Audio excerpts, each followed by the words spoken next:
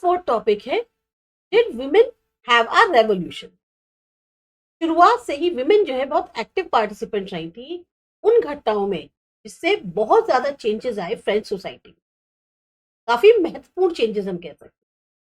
उन्होंने ये माना था कि उनका जो इन्वॉल्वमेंट है उससे जो रेवोल्यूशनरी गवर्नमेंट है वो कहीं ना कहीं प्रेशर में आएगी और उसके बाद वो ऐसे कदम उठाएगी जिससे उनकी जो जिंदगी है वो और बेटर हो जाए। ज्यादातर जो विमेन थी थर्ड एस्टेट की, उनको जो है काम करना पड़ता था अपनी लिविंग के लिए। वो जैसे होता है सिलाई करने वाली, कपड़े धोने वाली, या फ्लावर्स हैं, फ्रूट्स हैं, वेजिटेबल्स जो मार्केट में बेचती हैं, या घर पे एज ए डोमेस्टिक सर्वेंट संपन्न परिवारों के घर पे जो काम करती हैं, इस तरह से काम करती हैं। बहुत सी विमेन ऐसी थी जिनकी कहीं कोई पहुंच नहीं थी एजुकेशन या जॉब ट्रेनिंग। सिर्फ नोबल्स या जो वेल्दी मेंबर्स थे थर्ड स्टेट के, उन्हीं की जो डॉटर्स थी वो कन्वेंट में पढ़ सकती थी। जिसके बाद उनकी जो फैमिलीज हैं वो उनकी मैरिज कर देती थी।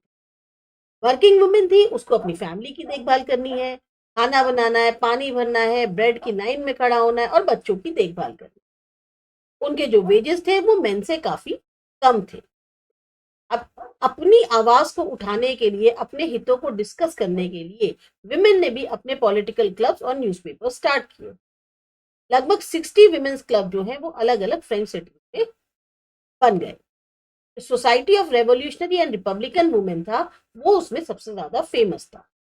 इनकी जो एक मेन डिमांड थी वो थी कि वुमेन को भी सेम पॉलिटिकल राइट्स मिले जैसे कि मेन को मिले। वुमेन बहुत ज्यादा डिसअपॉइंट हुई थी जब कॉन्स्टिट्यूशन ऑफ 1791 ने उनको जो है एक तरह से इनएक्टिव सिटीजन के तौर पे कर दिया था, कि मतलब उनका कहीं बहुत ज्यादा रोल नहीं था।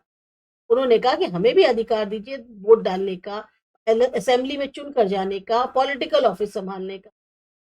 तब गवर्नमेंट को लगा कि उनके जो इंटरेस्ट जो है, मतलब जो वुमेन थी, उनको ये लगा तभी जाके उनके जो इंटरेस्ट है वो नई वाली गवर्नमेंट में रख पाएंगे।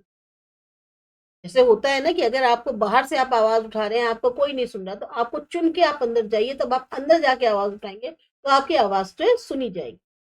शुरुआती सालों में जो रिवोल्यूशनरी गवर्नमेंट थी उसने कुछ ऐसी लॉज इंट्रोड्यूस करी जिससे जो लाइफ थी वुमेन की उसको इम्प्रूव होने में मदद मिली। स्टेट स्कूल्स क्रिएट किए गए, स्कूलिंग कंपलसरी कर दी गई सारी लड़कियों के लिए। उनके फादर उनको फोर्स नहीं कर सकते हैं कि उनकी मर्जी के खिलाफ शादी कर सकें। मैरिज जो है वो कॉन्ट्रैक्ट में हो गई कि जिसमें आप फ्रीली कॉन्ट्रैक्ट में एंटर कर सकते हैं, रजिस्टर कर सकते हैं सिविल लॉ के अंडर। डाइवोर्स लीगल कर दिया गया, मेन और वुमेन कोई भी इसके लिए अप्लाई कर सकता है। अब वुमेन को जो है ट्रेन किया जा रहा था जॉब्स के लिए, आर्टिस्ट बन सकती थी, अपने छोटे छोटे बिजनेस चला सकती। तो जो वुमेन का स्ट्रगल था इक्वल पॉलिटिकल राइट्स के लिए वो लगातार जारी रहा। इस टाइम पे रेन ऑफ टेरर था। जो नई गवर्नमेंट है उसने ऐसे लॉज और इशू किए जिसमें उन्होंने वुमेन्स क्लब को बंद करा दिया और उनकी पॉलिटिकल एक्टिविटीज को भी बैन कर दिया गया। बहुत सी प्रोमिनेंट वुमेन जो है अरेस्ट हो गई और उनको बहुत सी जैसी थी वो मार दिया गया। विमेन वुमेन मूवमेंट जो था वोटिंग राइट्स के लिए, इक्वल वेजेस के लिए, वो अगले 200 सालों तक कई कंट्रीज के हिस्सों में जो है दुनिया के जारी रहा। जो फाइट थी कि वोट जो है वो हमें भी करने का अधिकार हो, वो कैसे आगे बढ़ाई गई? इंटरनेशनल सफरेज मूवमेंट के माध्यम से लेट 19th और अर्ली 20th सेंचुरी में। जो एग्जाम्पल है पॉलिटिकल एक्टिविटीज के फ्रेंच वुमेन के रिवॉल्यूशनरी ईयर्स के दौरान, वो एक तरीके से आज भी हमारे लिए हमारी यादों में जीवित हैं और हमें उससे काफी ज्यादा इंस्पिरेशन मिलता है। फाइनली 1946 में वुमेन जो फ्रांस में थी उनको वोट डालने का अधिकार मिल गया। अब यहाँ पर आपको सोर्स ई में एक लाइफ दी गई है रेवोल्यूशनरी वुमेन ओलंपेडी गॉड्स की। ये जो है एक सबसे इंपॉर्टेंट थी पॉलिटिकली एक्टिव वुमेन के तौर पे रेवोल्यूशनरी फ्रांस। उन्होंने जो है प्रोटेस्ट किया कॉन्स्टिट्यूशन के खिलाफ, declaration of rights of man और सिटीजन के खिलाफ, क्योंकि उसमें विमेन को जो है उनकी बेसिक राइट्स जो है उससे बाहर रखा गया था जो हर एक ह्यूमन बीइंग एंटाइटल्ड होता है। 1791 में इन्होंने एक declaration of rights of women and citizen लिखा जिसमें उन्होंने एड्रेस किया क्वीन को और जो मेंबर्स थे नेशनल असेंबली, जिसमें उन्होंने डिमांड करी कि आप इस पर एक्शन लीजिए। 1793 में इन्होंने क्रिटिसाइज किया जैकोबिन गवर्नमेंट को जिन्होंने फोर्सिबली विमेन्स क्लब को बंद करा दिया था। फिर इनको जो है इनका ट्रायल चला नेशनल कन्वेंशन पे जहां पर इनके ऊपर ट्रीजन का चार्ज लगा और फाइनली इसके बाद वो एग्जीक्यूट कर। फिर आता है आपका सोर्स एफ। सोर्स एफ में जो है कुछ जो बेसिक राइट्स रखी गई ओलंपिडी गॉड्स के डिक्लेरेशन में वो बताई गई है। उनका कहना है कि विमेन जो है वो फ्रीली पैदा होती है और अधिकारों में भी पुरुष के समान बनी रहती है। मतलब क्या हुआ कि जैसे जो मेन है वो फ्रीली बर्थ लेते हैं और उनको अधिकार प्राप्त होते हैं, उसी तरीके से महिलाएं भी जन्म से फ्रीली बॉर्न हुई हैं और उनको भी उनके समान अधिकार मिलने चाहिए। दूसरा क्या था कि जो पॉलिटिकल एसोसिएशंस हैं उनका जो मेन गोल है वो ये है कि स्त्री और जो पुरुष है यानी जो मेल और फीमेल है दोनों के जो नेचुरल राइट्स है उनकी प्रोटेक्शन करें। और ये जो राइट्स हैं वो है लिबर्टी, प्रॉपर्टी, सिक्योरिटी और सबसे बड़ा जो है जो भी उनके ऊपर अत्याचार होता है उसके प्रति प्रतिरोध करना। मतलब राजनीति यानी जो पॉलिटिक्स है उसका मेन गोल क्या है कि वो अपने जो भी सिटीजन हैं चाहे मेल हो चाहे फीमेल हो उनके जो बेसिक ह्यूमन राइट्स है उनकी रक्षा करें। और इन राइट्स में खाली यही नहीं है कि आप सिर्फ प्रॉपर्टी की ही सुरक्षा करें या उनकी प्रोटेक्शन दें, बल्कि जो तो उनके साथ ऑपरेशन हो रहा है, अत्याचार हो रहा है, के खिलाफ लड़ने का भी अधिकार शामिल होना चाहिए। फिर आता है थर्ड कि जो हमारी एक तरह से सोवरेनिटी है उसका जो मेन सोर्स है वो है नेशन। और नेशन कुछ भी नहीं है बल्कि क्या है जो मेल और फीमेल है या मैन और वुमेन है उनका एक संघ है, एक उनका यूनियन है। मतलब क्या है कि जो नेशन होता है वो केवल मेल से ही नहीं बना होता बल्कि मेल और फीमेल दोनों से मिलकर बना रहता है। ये पॉलिटिक्स का जो सोर्स है वो केवल मेल ही नहीं हो सकते, महिलाएं जो है फीमेल्स जो है वो भी उसकी भागीदार है।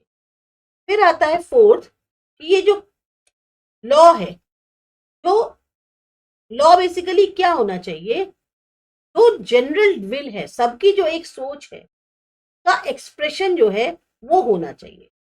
यानी कि सारे के सारे जो मेल्स हैं फीमेल्स हैं जो भी सिटीजन्स हैं वो इसको करने में आइदर खुद या अपने रिप्रेजेंटेटिव्स के मामले से उसमें जो है भाग लेना चाहिए। ये जो है कानून सबके लिए बराबर होना चाहिए। जो भी सिटीजन्स हैं उनके उनके टैलेंट के आधार पर प्रॉपर सम्मान मिलना चाहिए और नौकरियों में भी यानी जो जॉब्स हैं उसमें भी उनको समान अधिकार मिलना चाहिए। मतलब कहना क्या चाह रहे हैं कि कानून जब बनते हैं उस समय महिलाएं जो हैं उनकी भी जो एक भागीदारी है वो उतनी ही जरूरी है जितनी मेल्स की। जब कोई गवर्नमेंट पोस्ट हो या ऑनर दिया जाए तो केवल योग्यता के आधार पर दिया जाए, ना कि ये देख के कि वो मेल है या फीमेल। फिर आता है कोई भी विमेन जो है वो अलग नहीं है, एक्सेप्शन नहीं है। अगर कानून के अनुसार यानी कि लॉ के अनुसार अगर वो जो है दोषी पाई जाती है तो उस पर भी आरोप लगाया जाएगा, उसे अरेस्ट किया जाएगा और उस पर जो है केस चलाया जाएगा। जो फीमेल्स हैं उनको भी जो लॉ है, इतनी जो सख्त कानून है वो भी उसके अंडर ही आती हैं, उसको भी फॉलो करना होगा। तब जो एक तरीके से अगर महिलाएं अधिकारों में बराबरी चाहती है तो उन्हें भी कानून के जो प्रति जिम्मेदारी है वो निभानी होगी जैसे मेल्स निभाते हैं। फिर आता है फोर्स जी। 1793 में जैकोबिन पॉलिटिकल टॉमेट ने जो है उन्होंने जस्टिफाई किया था कि क्यों जो है विमेंस क्लब को बंद किया गया, तो उसके उन्होंने कुछ कारण बताए थे।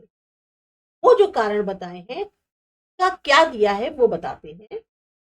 टॉमेट जो है वो पूछते हैं क्या नेचर ने जो मेन है उनको घर के कामों की जिम्मेदारी सौंपी है, क्या उन्हें जैसे फीमेल्स जो है बच्चों को फीड कराती हैं तो उनको क्या ऐसी कैपेबिलिटी दी है कि वो बच्चों को मिल्क पिला सके। तब कहने का क्या है कि नेचर ने महिलाओं को एक अलग ही जीवन और एक सोसाइटी में उनका एक रोल दिया है। यानी कि जैसे बच्चों को पैदा करना, उनकी देखभाल करना, घर संभालना, उनका मतलब ये कहने का था। उनका ये कहना था, नेचर ने प्रकृति से कहा है, या प्रकृति ने सॉरी नेचर ने मैन से कहा है कि तुम जो हो मैन बनो, शिकार करो, खेती बाड़ी करो, राजनीति करो, ये सब तुम्हारे क्षेत्र हैं। और स्त्री से क्या कहा है, विमेन से, कि तुम विमेन बनो, घर के काम, जो एक मेटरनल वो होती है, जो जिम्मेदारियां होती हैं, जैसे कि घर संभालना है, अपनी एक जो बच्चों की केयर करनी है, ये सब जो है आपके काम है। फिर उनका ये कहना था कि जो लेडीज जेंट्स बनने की इच्छा रखती हैं, वो कहीं ना कहीं शेमलेस है। उनके अनुसार जो भी ड्यूटीज हैं, वो नेचर ने क्या फेयरली डिस्ट्रीब्यूट नहीं की गई हैं। तब यह है कि जो लेडीज अपने अधिकारों के लिए आवाज उठाना चाह रही थी, पॉलिटिक्स में जाना चाह रही थी, या जो है वो एक फ्रीडम ऑफ एक्सप्रेशन चाह रही थी, के लिए शॉमेट उन्हें शेमलेस कहते हैं।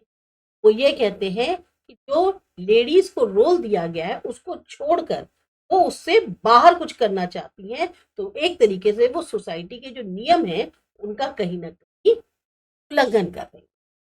तो ये था आपका टॉपिक 4। अब इसके बाद आपको अच्छा लगा, समझ में आया, सब्सक्राइब करिए एजुकेशन। मिलते हैं अगले चैप्टर।